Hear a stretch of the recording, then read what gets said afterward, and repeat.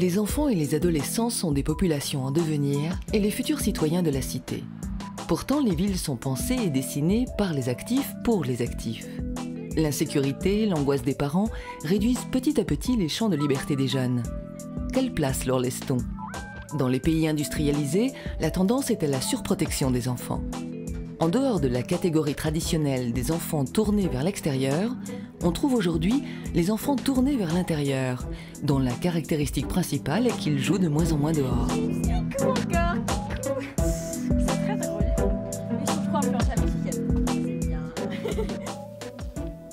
Aujourd'hui, les enfants restent à l'intérieur où ils bénéficient sans doute de plus de liberté qu'à l'extérieur. Le logement est le premier lieu de découverte de l'enfant. C'est là qu'il commence à construire son chez-soi. Il va falloir faire quelque chose avec cette chambre, hein, ma bichette, parce que là, moi, je... Attends, je passe mes journées à la ranger, ras-le-bol, quoi.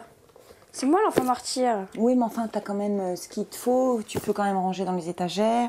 Fasse quelque chose, hein. Moi, cette chambre, elle peut pas rester comme ça, quoi. Ma poulette. Tu vas ranger ta chambre? C'est de l'acharnement. Mais non.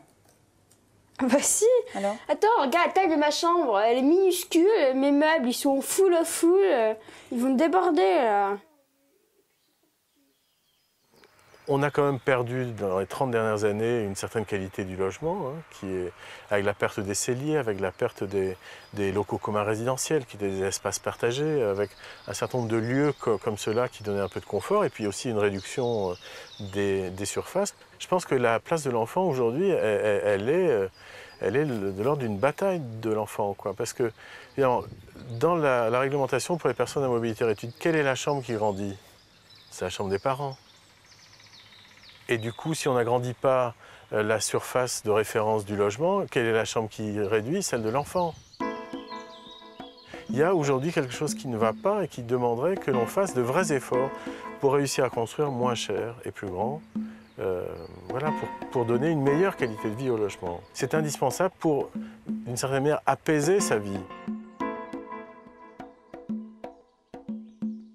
Même si on a commencé à parler de développement durable dans le bâtiment et dans l'architecture en France à partir de la haute qualité environnementale, et même si donc, la haute qualité environnementale est une manière de construire simplement plus écologique, il est clair que l'éco-responsabilité, c'est pas juste de mettre en œuvre de la technique, hein.